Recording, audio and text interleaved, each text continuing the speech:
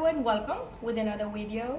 I hope you are all good, all fine, all having a nice weekend.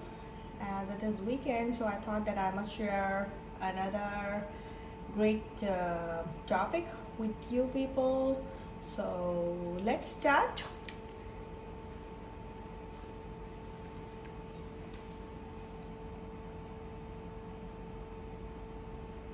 Saturated, branched,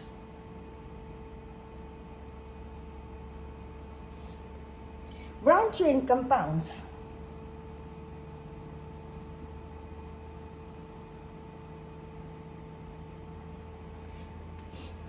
And univalent radicals. And univalent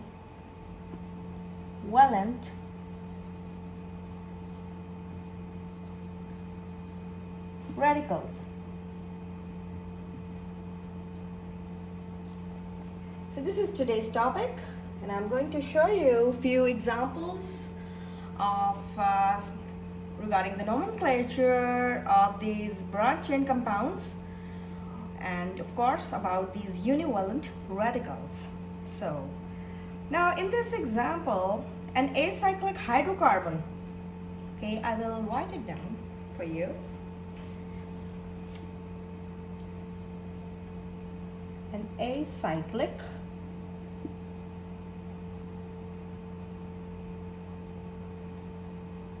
hydrocarbon, which is also saturated.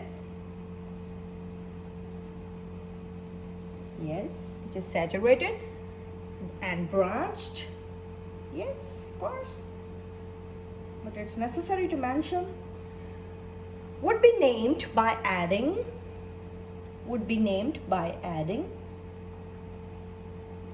okay, because this is one of the rules, so I would number it as number 1. Would be named by adding the designations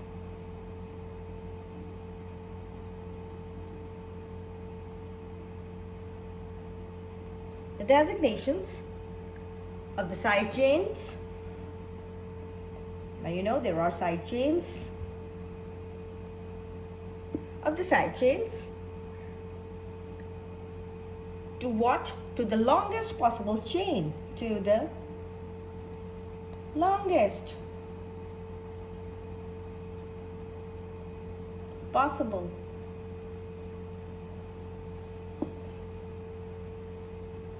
chain of the compound. So this is your rule number 1, in which the acyclic hydrocarbon, which is also branched, right, and is saturated, would be named by adding the designations of the side chains to the longest possible chain of the compound. Now keep that thing in your mind, the longest possible chain of the compound to which it is added to, okay? The compound.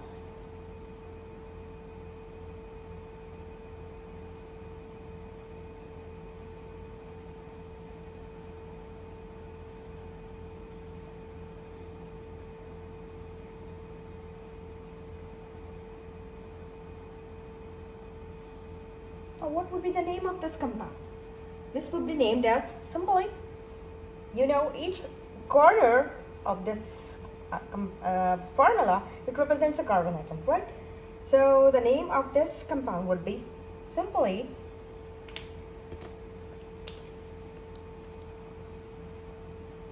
methyl pentane.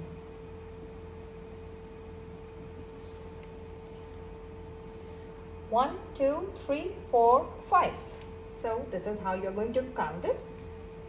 And for unsubstituted hydrocarbons, for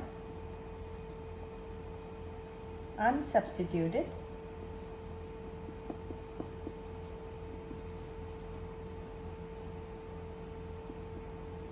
hydrocarbons, what would be the structure like? I will just tell you in a second.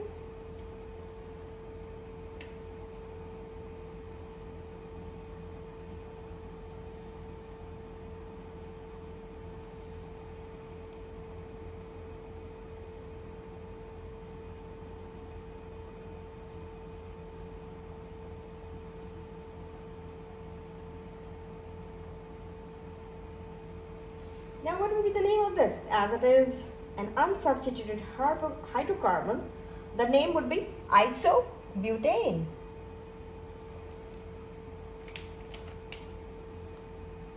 Isobutane.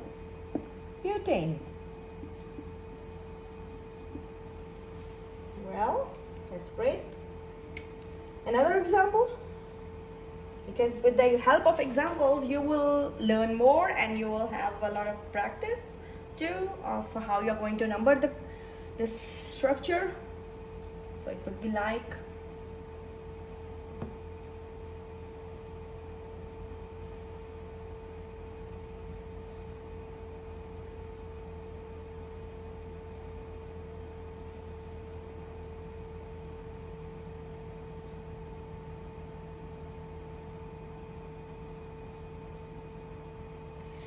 okay, so what is this? This is again a compound named as 1, 2, 3, 4, 5. So what would be the name? Of course, isopentane. Isopentane. This would be the name of this compound.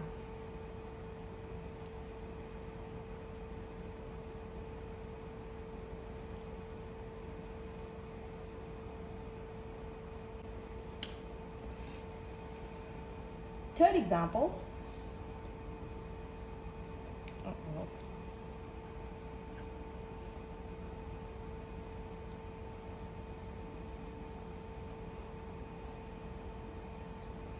Wow.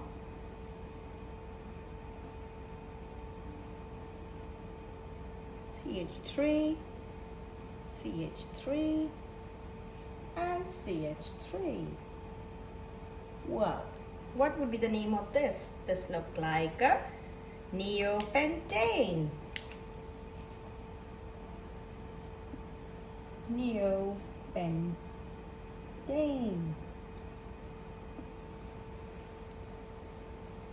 And then one more.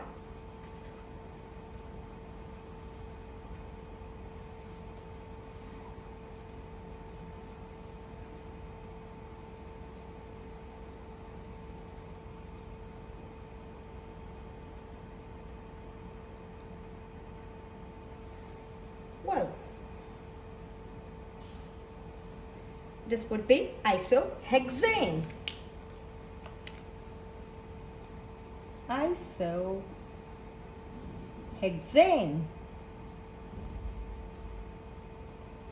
So by following the rule of the ones for the unsubstituted hydrocarbons, we have named the compounds so far.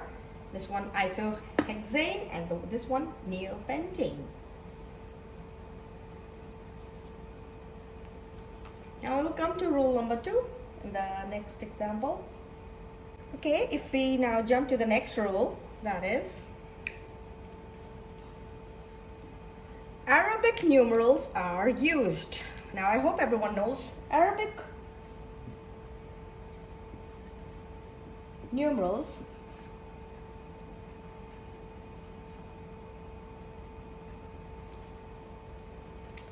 are used to name longest chain.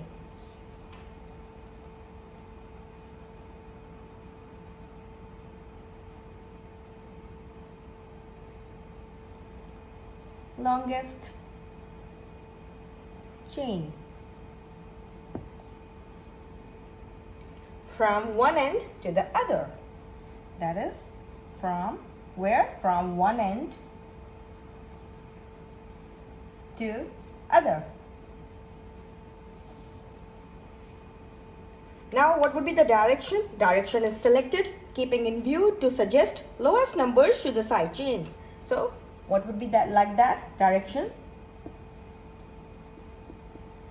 would be like how it would be suggested. It will be selected keeping in view to suggest lowest numbers to the side chains. Lowest numbers to Side chains. Side chains, that is this thing. Keep this thing in mind. We have to keep this thing in our minds to keep the lowest numbers. To give the lowest numbers to the side chains. For example, now if I draw an example for that.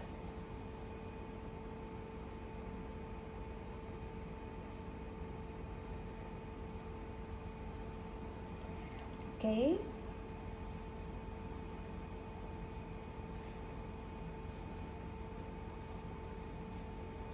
Methyl group and another methyl group. Fine. And then I'm going to number it. Okay. Let's number the chain. We'll start from here. 1, 5, 2, good, 3,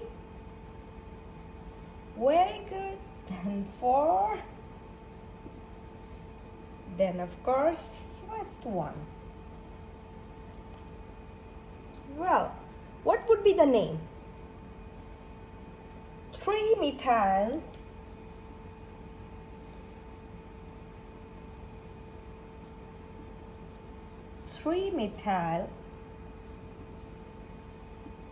pentane. By following the above rule, this is how you are going to suggest it. 3-methyl pentane. Okay, whereas if we take another example, let's take another example also here. I have to draw a little bit lower. Well, there's a branching over here of methyl branching. Then of course there is a methyl group in the beginning again. Then there is a methyl group over here. Then we have again a methyl group over here. Well, now we are going to number our compound. We will start again by following the above rule. We are going to start from numbering from here. 1. Then of course this is 2. Always circle the numbers. When you are doing nomenclature, this was also suggested that do not write it like that only. 1, 2, 3. No, never do that. Always circle that number so that the examiner would note down that you have numbered. I mean, it would be more prominent to the examiner, right? So always try to circle when you are doing, you are going along with the nomenclature of any compound, right? So, right, 1, then 2, then of course, this is 3, then 4, and 5, and then 6.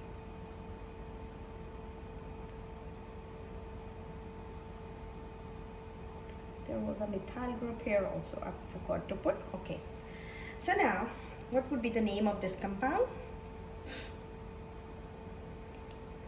You have to see how many methyl groups are there, at which positions the methyl groups are located. So methyl groups are located at 2. This one, that is carbon number 2, right? Then of course carbon number 3, then of course 4, and then 5, carbon number 5. Sorry, should be written with this, otherwise you will think that it's also a substituent. No, it's not. It's the part of the chain. So how you are going to name the chain? It would be, I will write over here so that it would be more prominent. 2, 3, 5. We separate the numbers with the commas, dash. Then how many methyl groups? 1, 2. How many are there? 1, 2, 3.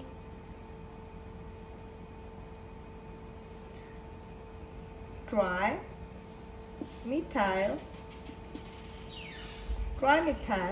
pentane. Sorry, trimethyl hexane, not pentane, hexane. This is 6th number carbon. 2, 3, 5, trimethyl hexane. So this would be the name of your compound by following the above rule. That is, Arabic numerals are used to name the longest chain, that is the longest chain, from the end to the one end to other.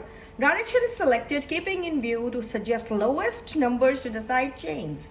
So the side chains will be given the lowest numbers, lowest possible numbers. Let's jump to rule number 3.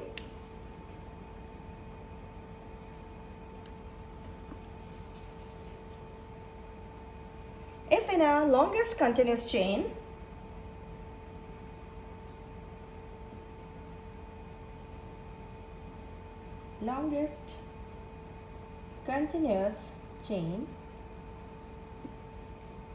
more than 2 side chains having different natures are located, okay, more than 2 side chains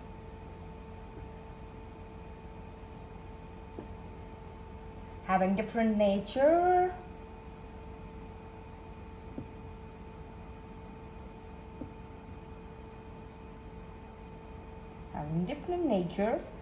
are located. What you're going to do then? Located.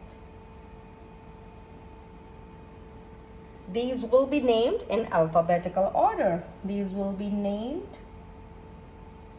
in alphabetical order as simple radicals,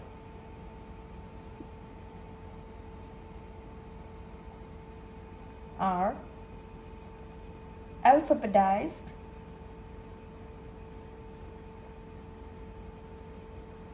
simple radicals will be alphabetized first.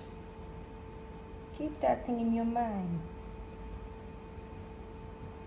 Simple radicals will be alphabetized first, then multiplying prefixes are named.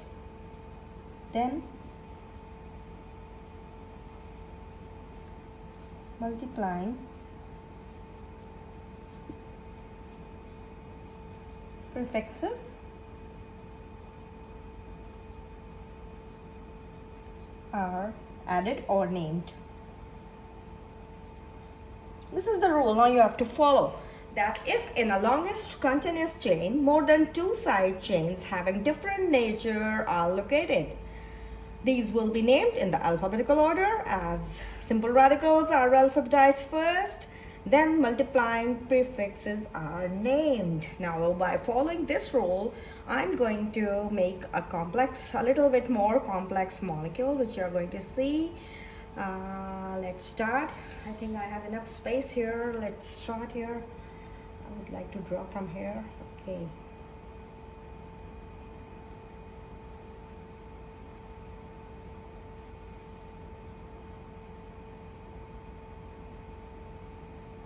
It's supposed to be a bit longer.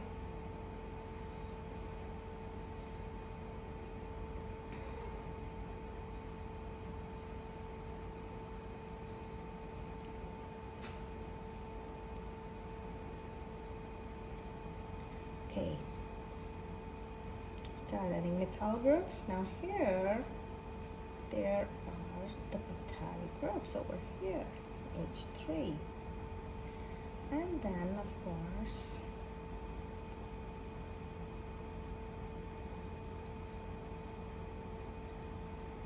this is a methyl group. So this is the compound. Okay, now let's start numbering the compound.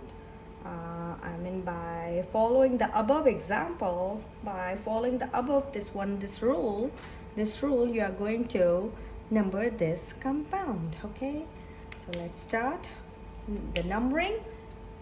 That is, if in a longest continuous chain more than 2 side chains having different natures are there, then what you're going to do, you're going to use the alphabetical order, right? As simple radicals are alphabetized first. So in that sense, you will start numbering from here. This is carbon number 1, then carbon number 2, then carbon number 3, then carbon number 4, then carbon number 5, then carbon number 6, and then carbon number 7. This is how you're going to number this chain. 1, 2, 3, 4, 1, 2, 3, 4, 5, 6, 7. Okay, so now it's easy for us to name the compound. Look at the fourth position, that is this one. You have an ethyl group. There's a carbon with 2 hydrogens, and so according to the rule, you are going to name ethyl first and then methyl. So what would be the name? At which position the ethyl group is attached? 4 ethyl, 4 ethyl, then 3 dimethyl, 3, as I've mentioned how you're going to write when there are two groups on the same position, on the same number, carbon number, you are going to separate them with a comma. So 3 there are 2, so dimethyl. Now this chain, the parent chain, heptane. This would be the name of your compound by following the above rule. This rule, if you follow this above rule, you are going to get, and you are going to number the chain according to the rule, right? And this would be the name of your compound, that is 4 ethyl, 3 dimethyl heptane, as there are 7 carbons. So I hope you find this rule and this example quite matching. And the rule, according to the rule, we have numbered the chain and we named the chain also. So as I've just mentioned, that as much practice you will do on different compounds, you will be more proficient, you will be more you will be perfect just in the sense how to number and from where you start. But you have to follow the rule. Every time when you are doing the nomenclature of any organic compound, you have to follow the rule they are telling us, right, to follow. So you have to go along with that rule. And when you apply the rule, you are never going to do any mistake anywhere.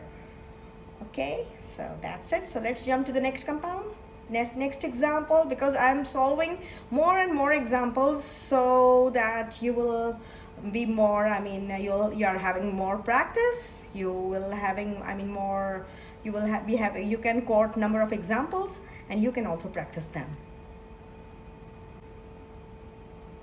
So now naming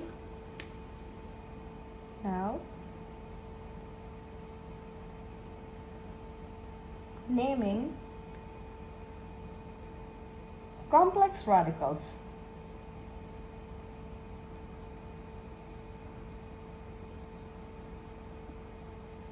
Complex radicals. It would begin with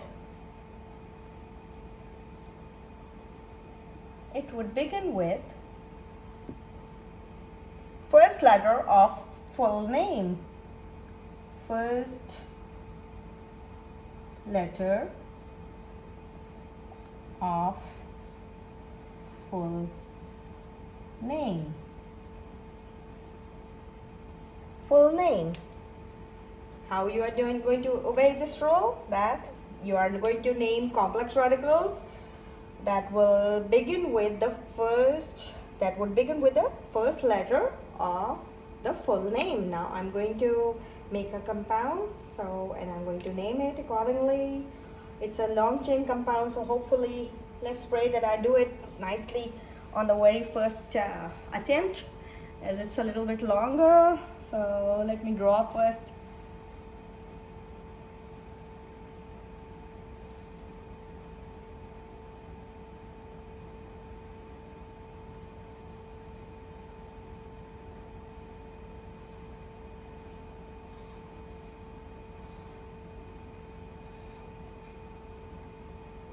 It's quite a long compound, so let me check.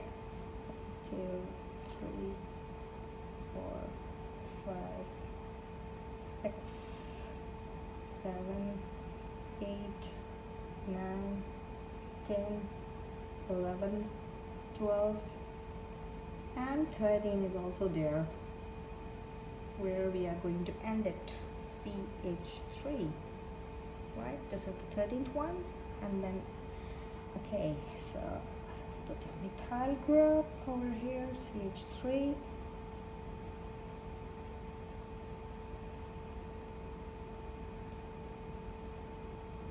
Then of course here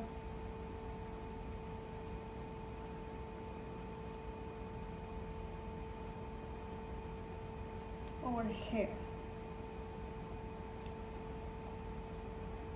CH3, then again over here CH3,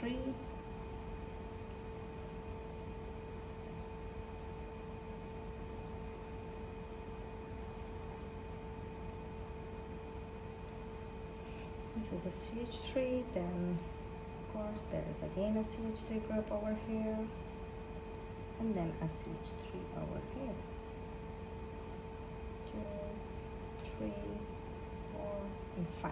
Okay, so now this is a long chain compound. Let's start numbering.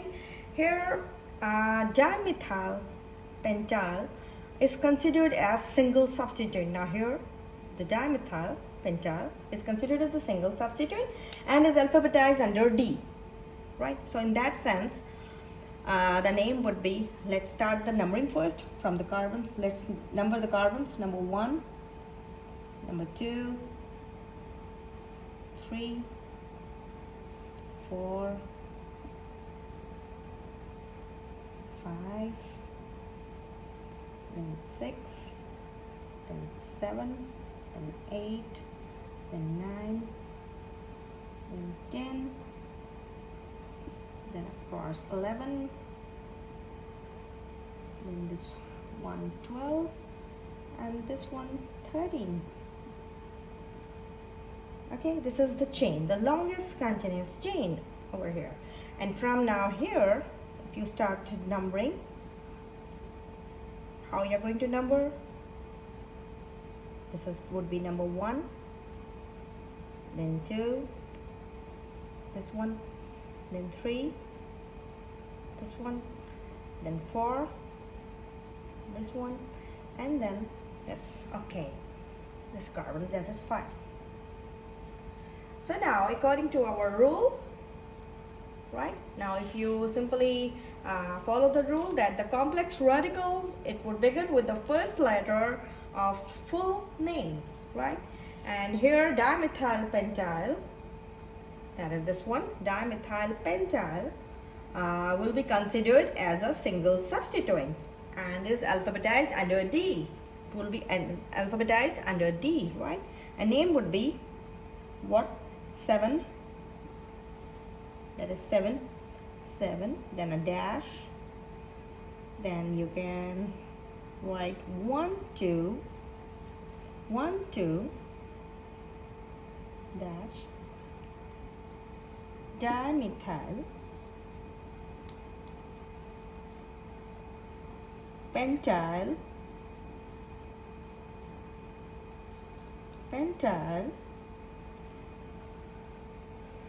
and then you have to check the next substituent where it is. 5-ethyl.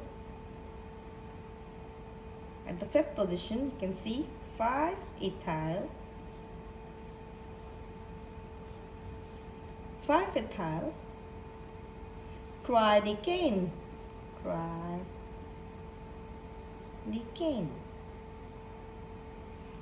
This is the name of this long chain compound. Now according to the rule, by following the rule, if I read the rule again for you, it said that if in a longest continuous chain having more than 2 side chains, right, 2 side chains having different nature are located there, these will be named in alphabetical order, as simple radicals are alphabetized first, then multiplying prefixes are named. So that was for the first example which I've said. And now for the numbering of the complex radicals, it would begin with the first letter of the full name.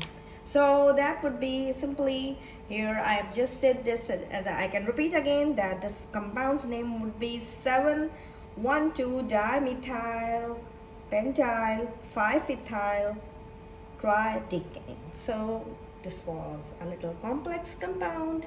I hope you have followed this. You will do more practice. You will do more, because you know, when you will practice more, you will get more and more. You will be expertized in naming these complex radicals, the numbering and the names accordingly. So this is how an organic chemist is defined, when he knows how to number and name such a long complex radical, right? So its name is what is, as I've just written here, right? And here you have the two side chains of different natures. So that's it. Let's move to the next rule now. So now if we move to the third rule, third or fourth, I forgot. Okay, no, it's I think fifth one, not third, it's fifth one. When side chains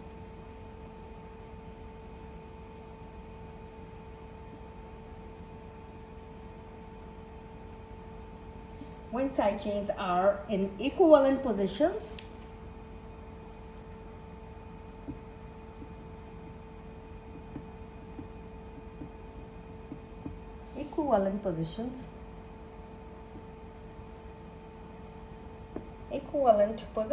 lower number would be cited first. Number would be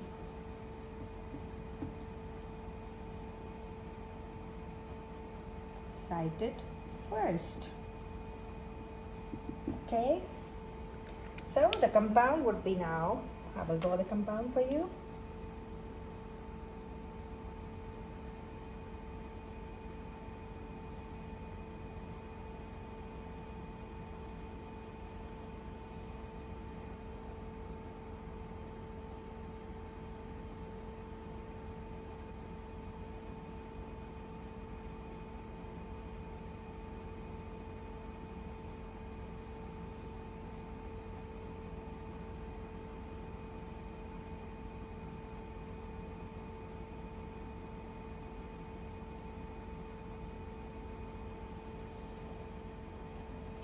So now this is a compound again.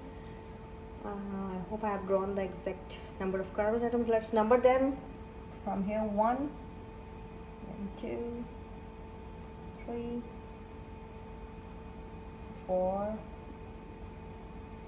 then of course fifth one, then this one 6th, then 7th, and then 8th. I always forget to put the methyl group at the end. Okay, so there is this CH3. Yeah, so this is the name. So now start numbering. We have numbered. Now start naming the compound. Now look at the positions from where the chains are there. Now at position number 4, here you can see there's an ethyl group. So let's name it 4-ethyl.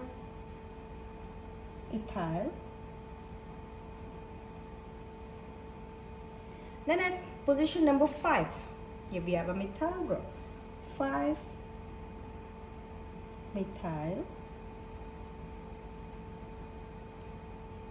Count the number of carbon atoms, octane. 4-ethyl, 5-methyl, octane. 4-ethyl, 5-methyl, octane. This would be the name of your compound. Whereas if you jump to the next compound, let's make another compound, but that needs more space. So let me rub the board. So the next compound would be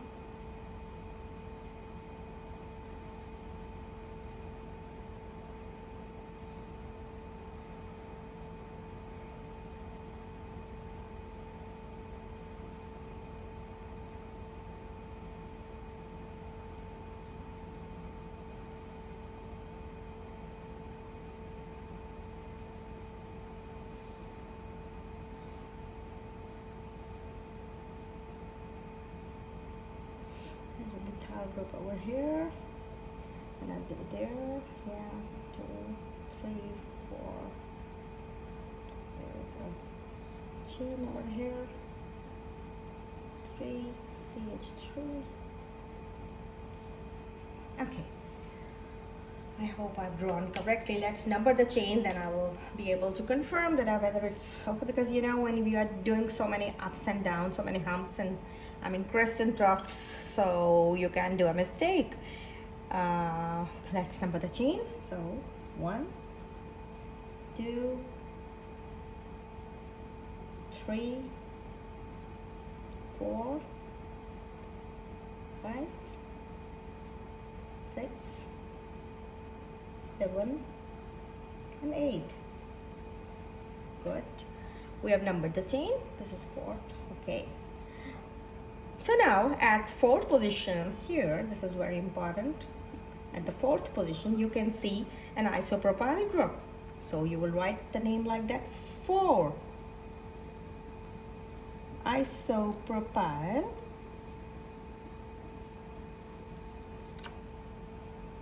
and then at the 5th position, this is also very important, the 5th position, you have another side chain, 5 propyl octane, again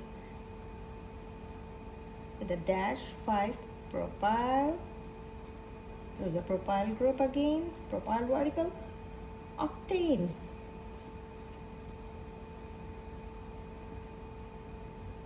So this was the name of the second complex molecule. Right now, by following the rule, I have drawn this a little complex molecule for you people, so that you will be able to number them, and you will be able to see the numbering, how it is done, and then how the names are selected, and how lower numbers are cited first when the side chains are in equivalent positions, right? When the side chains are in equivalent positions, lower numbers would be cited first. So in that sense, 4th number is that the isopropyl group was there, so 4 isopropyl, and here this propyl is there, so you will simply write on 5 propyl, and of course the ring has 8 carbon atoms, so it is octane.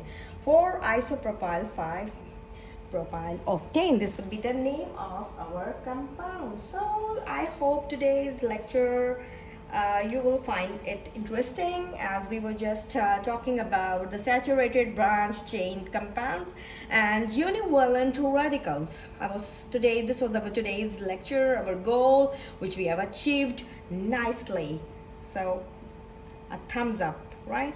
So now in this case, we have learned 4 to 5 rules, how you have starting from isopentane, neopentane, then isohexanes. We have numbered the chains. Then of course by applying the second rule about Arabic numerals, we again counted the number of carbon atoms and again gave the chain the name, that is 3-methylpentane. Then again the other example we have numbered, and we have named 2,3,5 trimethylhexane, and then then of course we jump to some complex molecules. Then we suggested that if in a longest continuous chain, more than 2 side chains having different nature, that is the 2 side chains that are different in nature, are located, these will be named in the alphabetical order, as simple radicals are alphabetized first, and then multiplying prefixes are named. So in that sense, we gave that compound 4-ethyl 3,3-dimethylheptane. Then we named another complex radical. We gave the chain, the longest continuous chain was it was a very long chain, so the compound was named, the complex radicals were named that begin with the first letter of full name, and that was named as in that particular chain, that was the dimethylpentyl was the side chain. It was considered as a single substituent and is alphabetized under D. So that name would be 7,1,2-dimethylpentyl 5-ethyl tridecane. So that was today's lecture. I hope you find this interesting, and you will practice more and more to get to have more knowledge about these structures, because when you will draw the structures, you will number them and you will follow the rules, you will be able to solve your example. These can come in your final year. These examples are not only limited to the lower classes, these are all limited to their higher classes. And I know that mostly students, they are very weak in nomenclature, because they do it in the very initial stages, they learn it in the very initial stages, and after over time, over months, over years, they forget the rules. So please go through these rules, because these are very important. These will be applicable again and again in your advanced organic, when you will be doing your advanced organic chemistry. Because now, after look at me now, after so many years, I know I read these nomenclature many times, but I forgot the rules, because this is a human brain, it's not a computer brain, it's not computerized. You have to memorize, you have to revise the things again and again to get to reach to that level, to hit that score which your examiners are expecting from you. So I hope you liked Dr. Mchem's lecture today. So I was Dr. Moina Mughal from Dr. Mchem's Institute of Chemistry, University of St. Jamshoro, and I forgot to introduce myself at the beginning, so I thought I can, you know me very well, it's my channel, and I hope you liked the video and you will do a lot of practice for these compounds. You will name them and number them again, and you can reach me out to my office, and I will be there if you find any difficulty.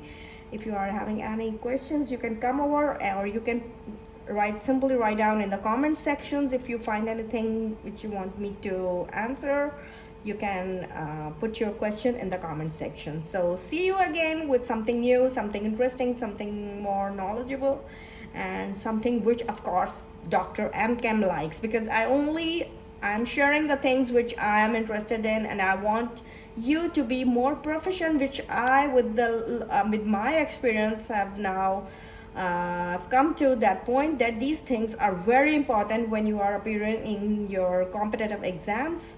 With all my experience, I got that point that you must know at least these things when you are appearing for any competitive exam. So good luck. See you again. Thank you very much.